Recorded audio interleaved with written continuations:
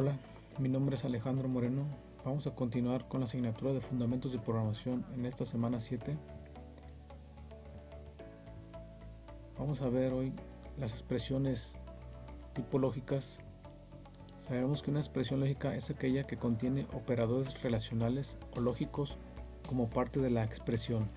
Las expresiones lógicas devuelven siempre el valor verdadero 1 como resultado de la evaluación de la operación relacional o lógica contenida en la expresión.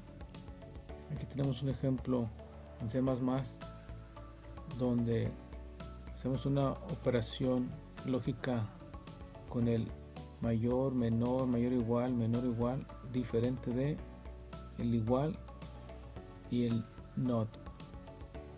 Aquí estos valores para todos son los mismos, A10 y B5, pero lo que va a imprimir a la hora de que se ejecute el programa es 1 que le corresponde a la pregunta A mayor que B.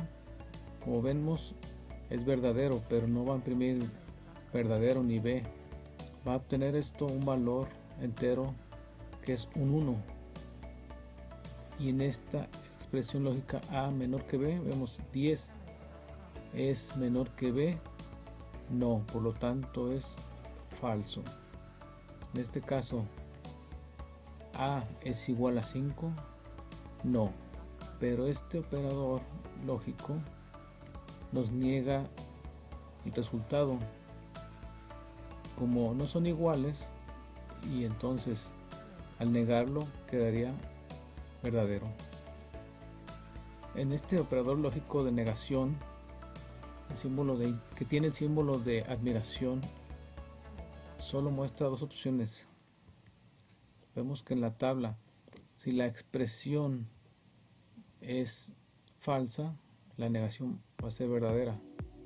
Si la expresión es verdadera, la negación es falsa como resultado.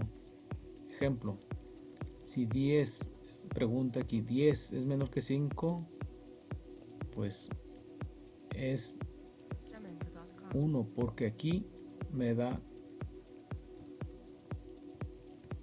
falso. Pero con el not me entrega lo contrario, por lo tanto en X se guarda un 1. El operador lógico not es comparado con un inversor. Si entra un 1, sale un 0.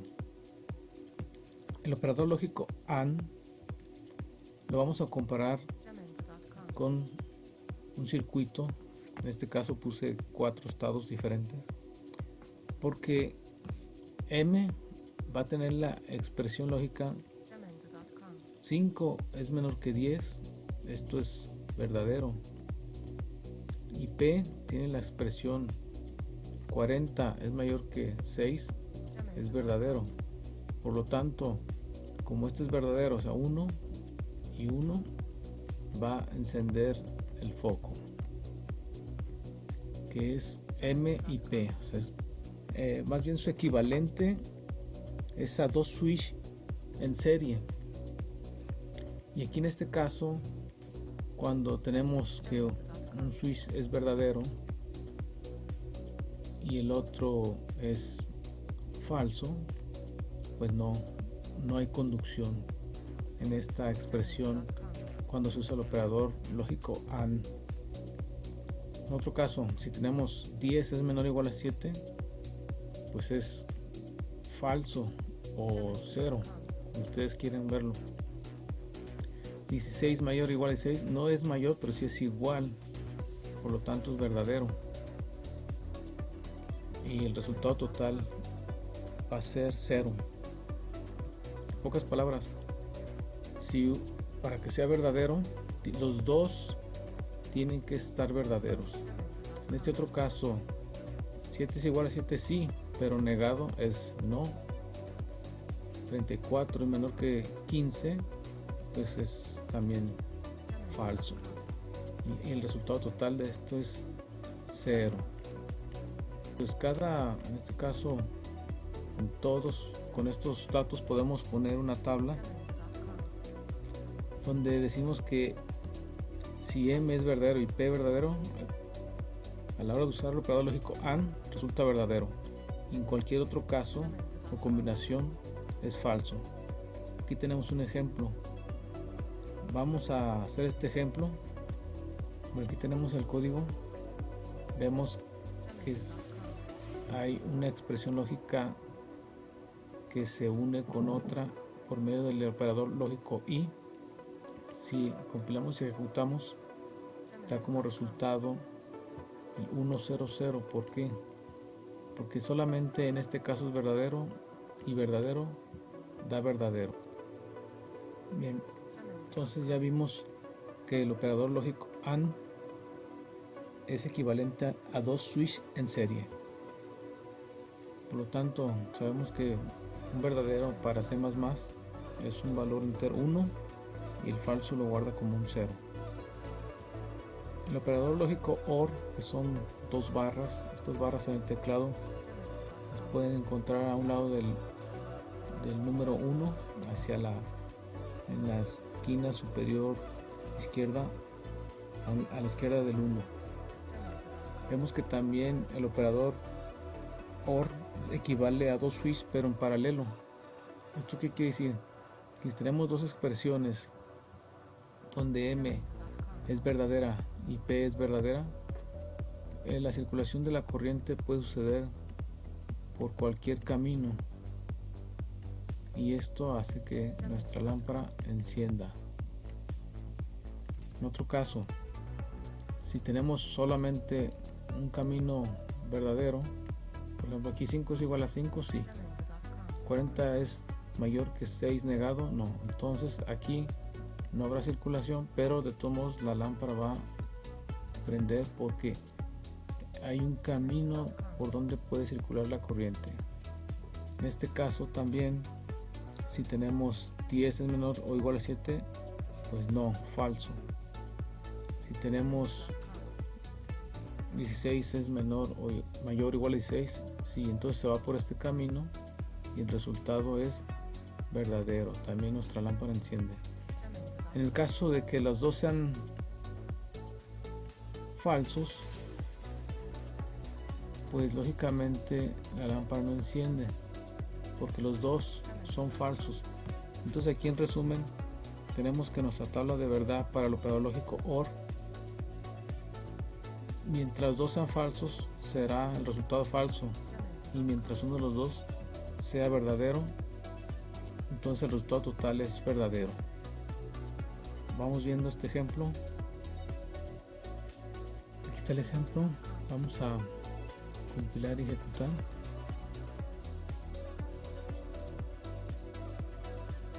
Y vemos que en los primeros 3 casos es verdadero y en este último es falso, porque en este 0 o 0 da falso. Menor que 10, sí. Pues 40 menor que 6, sí. Entonces 1 o 1, 1. 5 es igual a 5, sí. 1. 40 menor que 6, sí, pero negado es 0.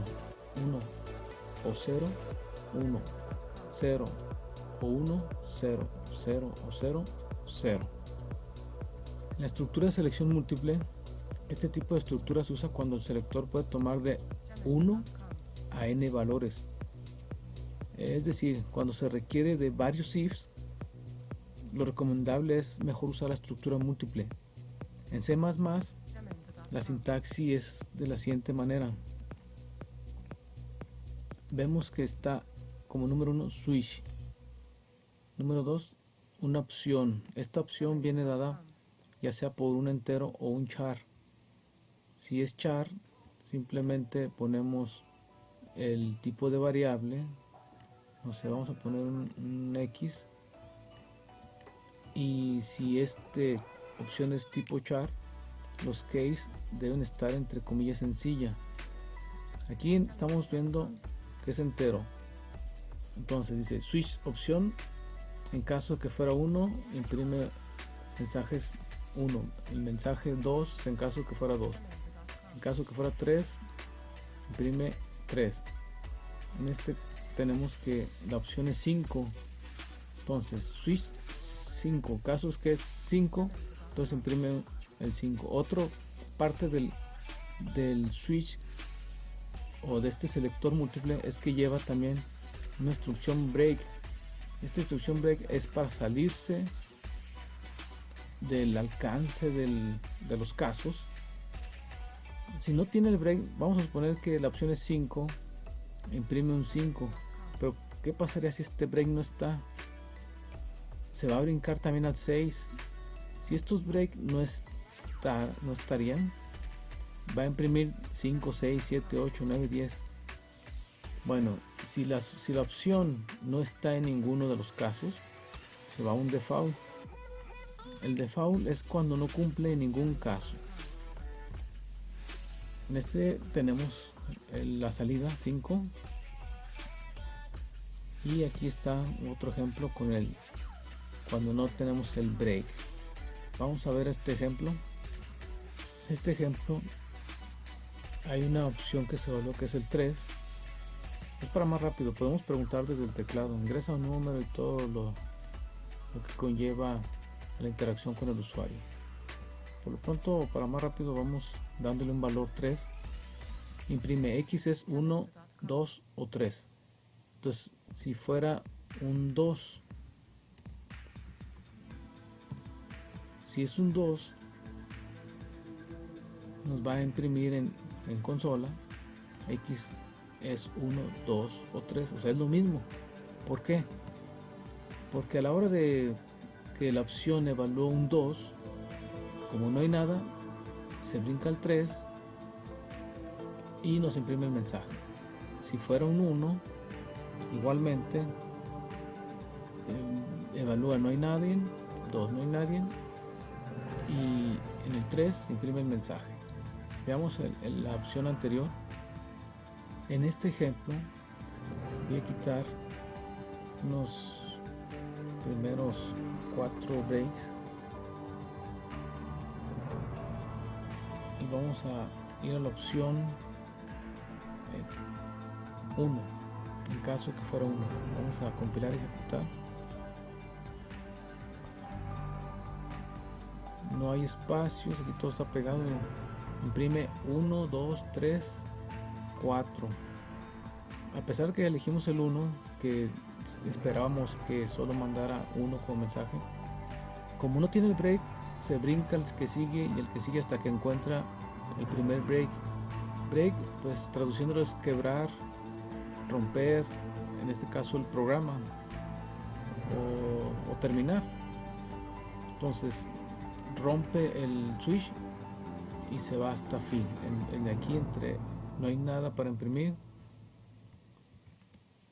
La sentencia goto permite dar un salto absoluto a otro punto del programa.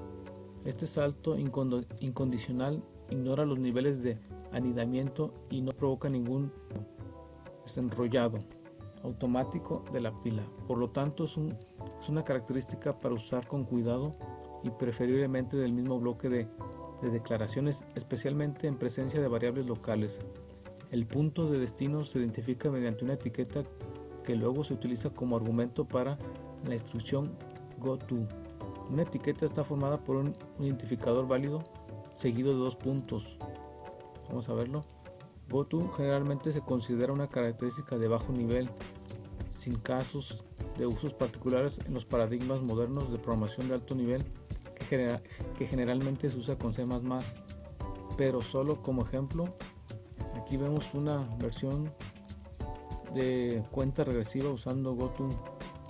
Dice, en español diría ir a dónde, pues a donde está la etiqueta. Entonces encuentra la etiqueta reconocida que 2 puntos después de eso vuelve a repetir las líneas. En este caso, estas líneas que se van a repetir van a ser hasta donde se encuentre de nuevo el goto. La salida será pues una cuenta regresiva de 10 hasta 1, porque n empezó con 10. Imprimes a n y una coma.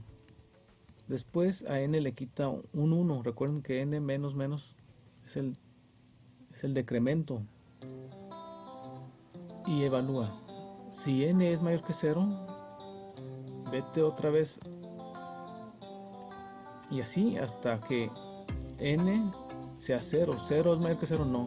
Entonces se termina, ya no entra el goto y se va a imprimir fin. Pero en vez de goto usamos estructuras repetitivas.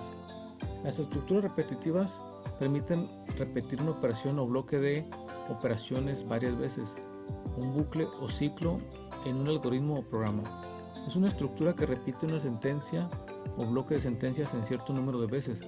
La instrucción o bloque de instrucciones que se repite constituye el cuerpo del bucle. Cada repetición del cuerpo del bucle se conoce como iteración del bucle. Y las tres estructuras de repetición que vamos a ver es la estructura repetitiva de control previo, conocida en C++ como while, la repetitiva de control posterior, que en C++ es do while, y la estructura de control con contador, que es for, que en español es mientras. El do while es hacer mientras y el for es desde hasta. La estructura repetitiva de control previo. Aquí está un ejemplo. El mismo ejemplo anterior, pero ahora con while. La salida también sigue siendo una serie con cuenta regresiva. Aquí comenzamos con un entero de valor 10 y evalúa. Mientras n sea mayor que 0, va a ser lo que esté en alcance de las llaves, que simplemente es la presentación de esa variable que comienza con 10, una coma, y después va decrementando. A la hora de decrementar, el siguiente valor es 9, 8, hasta llegar a 1. El 0, como va a llegar a 0, 0 es mayor que 0, no. Entonces se va a ir al imprimir fin. El bucle while simplemente repite la declaración mientras que la expresión es verdadera. Cuando la expresión ya no es verdadera, el ciclo finaliza y el programa continúa justo después del ciclo. En este caso aquí es justo después del ciclo, sigue lo demás. La estructura repetitiva de control posterior.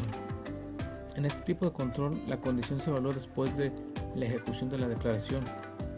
La ventaja que tiene este tipo de estructura es que se garantiza al menos una ejecución de la declaración, incluso si la condición no se cumple. Ejemplo, aquí comenzamos con int 0 y su estructura más bien su sintaxis de la estructura repetitiva de control posterior es con un do y al final while, después la condición y el bloque que se va a realizar en caso de que lo permita la condición. Por ejemplo, que ingresa un entero, ingresamos cualquier valor y lo repite, el valor es tal. Este bucle termina hasta que n no sea igual a 5, pero en caso de que el usuario ingrese un 5, va a imprimir 5 y dice n es diferente de 5, dice, o sea, mientras que n no sea diferente de 5, hace el bucle, ¿no? Puede ser, aquí podemos poner diferentes expresiones, por ejemplo, n mayor que 5, n igual a 5, n menor que 5. Para cada caso, lógicamente, la estructura va a cambiar.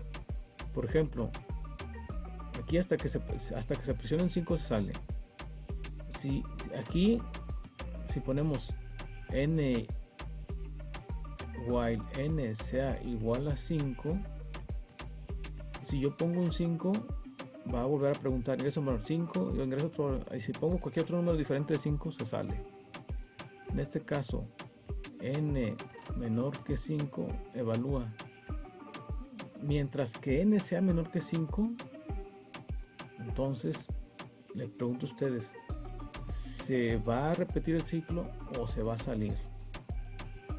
Aquí tenemos el ejemplo. N dice, mientras que n no sea diferente de 5. Vamos a compilar y ejecutar. Lo primero que va a hacer el programa es pedirnos un valor en entero. Si pongo 45, dice, el valor es 45, ingreso un valor. Cualquier valor que yo ingrese, me va a seguir pidiendo, pero en el caso de que pida un 5 ya terminó, dice el valor es 5 y se sale, porque esa fue la instrucción en esta expresión lógica. Pero ¿qué pasa si cambiamos a n menor que 5? Les pregunté si se sigue repitiendo o si seguía funcionando. Y les voy a poner un n menor que 5, voy a poner un 15. Se salió porque es mayor. Dice, mientras que n sea menor que 5, que pues si es verdadero va a repetir. N, en este caso puse 15, se salió. Voy a volver a compilar y ejecutar. Y ahora voy a poner un valor menor que 5, o sea, un 1. Ahora es 1, 2, 3, 4, 5. 5 es menor que 5, pues en lógica 5 no es menor que 5, son iguales. Por lo tanto, mientras que n sea menor que 5, hace el ciclo. Entonces esto puede ser útil como para pedir números negativos y poner como límite el 0. Eso ya depende de lo que se encuentren ustedes a la hora de programar. Bien, entonces aquí tenemos que la salida es hasta que no sea 5. El bucle repetitivo de control previo consta de dos partes. Aquí vemos la condición, bueno, en este caso es el anterior. La condición o expresión lógica a evaluar, el cuerpo del bucle, el cual puede ser una sentencia simple o un bloque de sentencias. En este caso, el bucle repetitivo de control posterior consta de dos partes. Primero es el cuerpo del bucle, el cual puede ser una sentencia, que como habíamos dicho, a diferencia del anterior, es que aquí se garantiza que entre una vez, aunque esto sea falso o verdadero, él lo va a hacer una vez, se garantiza. Después la expresión lógica se evalúa y en caso de ser verdadero pues continúa, en caso de ser falso se sale. Y tenemos por último la estructura repetitiva de control con contador. Esta se utiliza cuando se conoce el número de iteraciones o bucle. Este tipo de estructura de repetición implementa un bucle controlado por un contador y el bloque de instrucciones se ejecuta una vez por cada valor que toma el contador en un rango especificado de valores. En resumen, el bloque de instrucciones se ejecuta un número fijo de veces. Es una estructura repetitiva de control con contador. Se puede identificar 4 partes. Las partes que identificamos es la inicialización, que vendría siendo esta. Yo voy a inicializar a n con 10. Después la condición. La condición es que hasta que n sea mayor que 0. Después tenemos el incremento o decremento, dependiendo qué queremos hacer, que es el contador. En las anteriores, el contador estaba dentro del bucle. En este caso, el contador está dentro de la sintaxis del for. Ya después va a imprimir, en este caso, el bloque de instrucciones. El bloque de instrucciones también tiene un alcance por medio de una llave de inicio y final. Ya que termine, pues imprime o continúa con el programa. Y vemos también el mismo ejemplo de la serie que se decrementa de 10 a 1. Lo vimos con el goto, el while y en este caso con el ciclo de control con contador, conocido en C++ como for. Y con esto ya podemos entender un programita que aquí les dejo, que este programa previamente se hace un diagrama de flujo. Este diagrama de flujo no es exactamente este código, pero sí nos da una idea de cómo empezar a programar. Entonces lo primero que se hace es un diagrama de flujo. Este significa una entrada. Tenemos un proceso que es un contador inicia en 0, un proceso de random. En C++ para crear un random es esta instrucción.